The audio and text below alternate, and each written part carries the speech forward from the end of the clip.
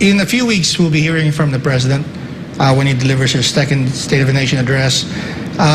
Is there anything in particular that you are really looking forward to? He mentioned a number of reforms that he wants, right? Digitalization, further easing of doing business in the Philippines, among other things, even the Maharlika Fund. Is there anything in particular among the things that he's identified that you think will be highly relevant to your work in attracting more locators to do business here in the Philippines? What are those? Well, yes. We remember the first son of the President. That was when he placed emphasis on the importance of the economic zones. He said that he will give his support to the economic zones to bring in productivity-enhancing investments, strategic industries. And so we hope that this will be reinforced further. Now that the EcoZone program is reinstated in the medium-term development plan, and given our huge contributions to the economy, I think this is something low-hanging as potentials for the Philippines. We've been into this for the longest time, since 1969, and PEZA was created in 1995. And you look across ASEAN, they continue to see ecozones as a viable model for growing exports, attracting investment. So if only we're able to improve further our ease of doing business, cost of doing business with infrastructure support, so that the air and seaports, the roads connecting to the economic zones, if we all have this in place, then we can be very competitive, and we can support the plan of the DTI that we can be number 2 in due time in terms of FDI attraction. So yeah, support to our locator companies, not just in PEZA but also in the other free ports with the other investment promotion agencies, because these are the ones that are bringing in investments, facilitating technology transfers, sustaining the jobs for the Filipinos, keeping us afloat despite the headwinds and the uncertainties in the global market. Wow. Can I circle back to what you were saying a while ago when we were talking about the CREATE and the problems with rationalizing the incentives? Does it worry you that there's pressure now on Congress to maybe try to raise as much tax revenues as possible? I mean, to the point, maybe, I think, as some people from your sector would say, to the detriment of potential investors, because you'll be removing some of the incentives. How do we balance that? Should we maybe limit that to particular sectors that are more critical than others? In other words, be selective to some industries, or should we be thinking about this some other way?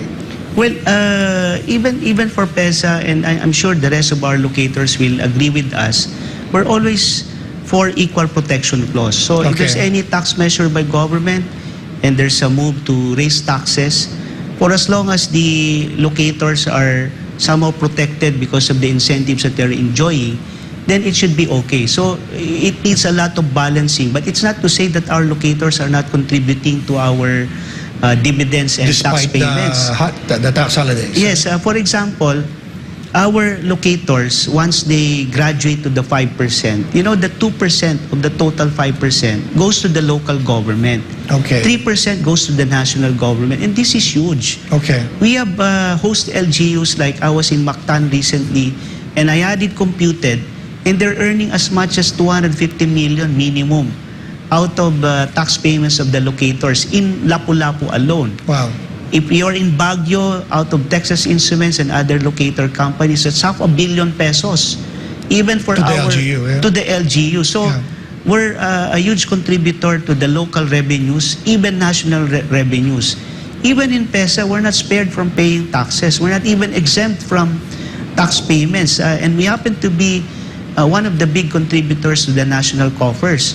We're giving as much as 1 billion pesos in dividends and tax payments to the national government. And the reason why we're able to do this, together with our locators' huge contributions to the economy and to tax payments, it's because we have these economic zones.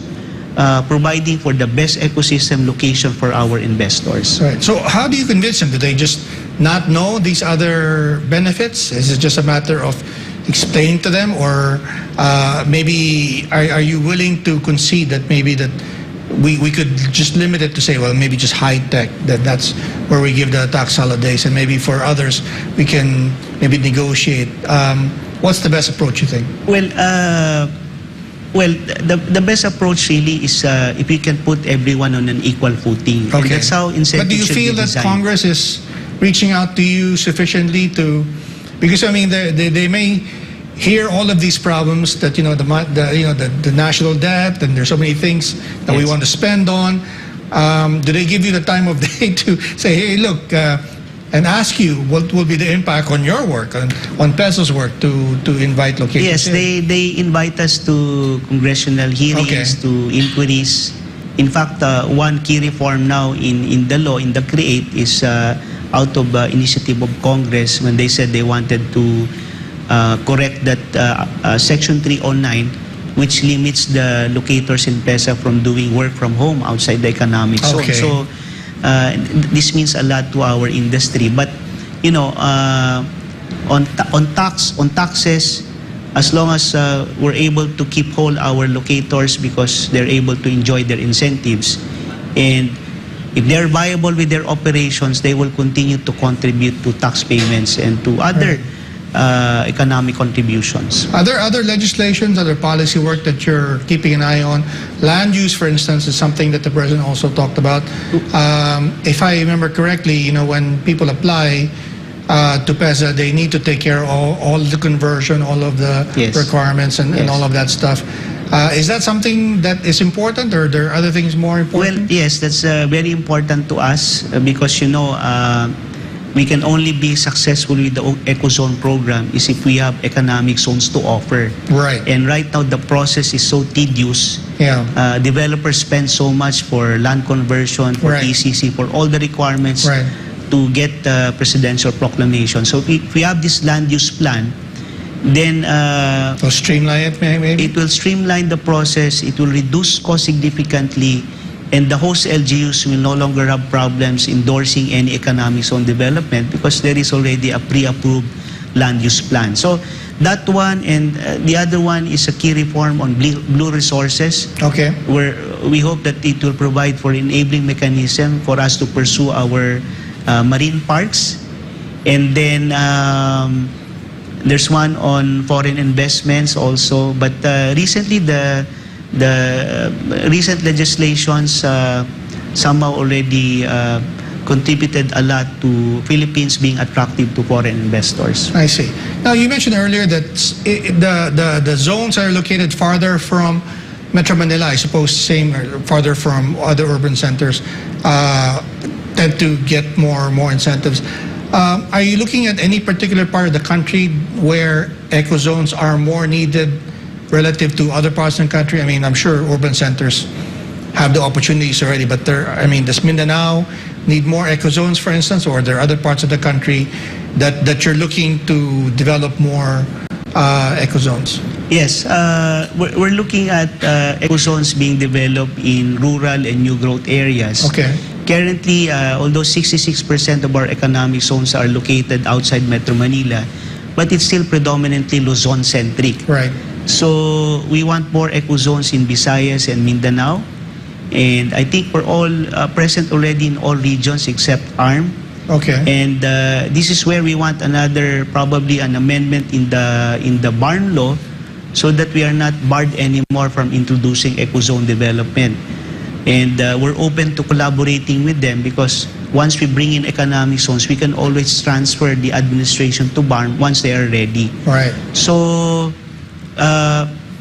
we're closely monitoring the next wave of cities being identified by DICT, and IT locators are looking at new locations for IT operations other than the traditional destinations in the regions. Right. Now, you mentioned BARM. Is that merely an idea at this point, or are there actual negotiations going on between PEZA and the authorities in BARM, or where are we at? Yes, before BARM, we had the MOA already with the predecessor, which is the ARM. ARMM, And yeah. yes, the idea is to relax the restriction so that we can help them introduce ecozone development under that concept that there is mutual recognition, and then once they're ready, we can turn over the ecozones to them. So we're trying to replicate this with the BARM. We have met with them and we told them that we are ready to help them promote investments, ecozone investments in their territory. Yeah. Are they receptive? And then what kind of ecozones are they looking at? Is it more agro-industrial? Is it something else? Well, they're basically resource-based. Okay. They're quite strong in minerals. Okay. So Agro-based. processing ores, Yes, things like yes, that? Yeah. Yes, even gas, they have rich deposits. So, Okay. yeah. And are we expecting any new economic zones this year to open? Is that in the pipeline for 2023, or Yes. are we looking at maybe farther down the road? Well, there are now 20 economic zones awaiting presidential proclamation. Okay. So as soon as these are proclaimed by the president, there are already prospective investors to locate in these economic These are zones. all private? These are all mostly private initiated. Okay. Today we met with Antique, and they're also they want to go into economic zone they want to replicate the Bali type of ecotourism. So Nice. we're happy that LGUs are somehow are getting into their consciousness already that if only they will put up their own economic zones within their jurisdiction, then they can also be attractive in promoting investments. Wow. What are some of the ecozones among those 20 that you mentioned that are exciting really, or that maybe unusual for, you said earlier that most of the ecozones we have right now are Luzon-centric. Are any Yes. of those in, new ones that are waiting presidential proclamation? Are there novel ones that, would be a nice model, Okay. for the other things that you are trying to do at PEZA? Yeah, right now I can think of 3, although these ones are in Luzon because these are Okay. new models. There's one in Suyu in Ilocos Sur. Okay.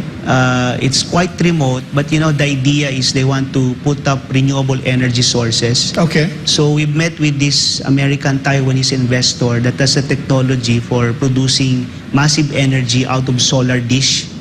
Oh, So okay. it's 80 megawatts per solar dish, and where they get water, seawater to be desalinated, and where they can store energy out of that desalinated water, and they can also do aquaculture, and they can produce clean water. So that's one in Ilocos. We're excited about this Metrocast economic zone in Tanza, Cavite, Okay. although it's near Metropolis, but the idea there is they will operate the second barge terminal. Oh, okay. The proponent is DP World Okay. through partnership with ATI. So the idea is coming from the Manila seaport, they will barge the cargoes all the way to Tanza, and this can be the distribution. Decongest. the harbor, yeah. Yes, including the roads. Okay. And from my hometown in Naga City, they will venture into their first manufacturing economic zone already with a Japanese locator. And among the recently proclaimed economic zones, there is this Japanese that located in Pangasinan and will be employing 10,000 workers. And I know in Wow. the list there are some economic zones also in Mindanao and Visayas. Okay. Well, Director Panga, it's been interesting. I hope maybe we can invite you again. Then, Thank you. especially when these 20 proclamations are signed, then maybe we can get an update from you. But, sir, thank you very much for your time. But before we go, would you like to leave a message with our audience? Well, I'd like to share with our audience that, PEZA will continue to be vibrant and responsive to the needs of our locators. So we keep on improving ease of doing business because that's one best way we can attract more investments. And we're seeing results, positive results, with 1.8 million direct jobs already created inside the economic zone. We create another 5 more for indirect employment. So there's a lot of Filipinos positively benefited by the ecosystem with the operations of the economic zones. And if we're able to level up with the kind of investments that we attract, the mix of industries, the degree of sophistication, I think we can be competitive in the global market, not just for export producers, but also for domestic producers. And in doing so, I think we can contribute a lot to the goal of the President with this bid to make the Philippines graduate to upper middle income economy. So I think we can be a vital part in propelling the economic growth of the country through the Economic Zone Program. Well, DG Panga, thank you very much. I hope you are successful, because if you are, I think the Filipino people will be successful as well. I'd like to thank our viewers watching this program. Also, thank you for the viewers watching this program on replay. I'd like to thank Pastor Apollo Kibuloy for making this program possible. This has been Business of Politics. I'm Dante Klingham, and I will see you next week.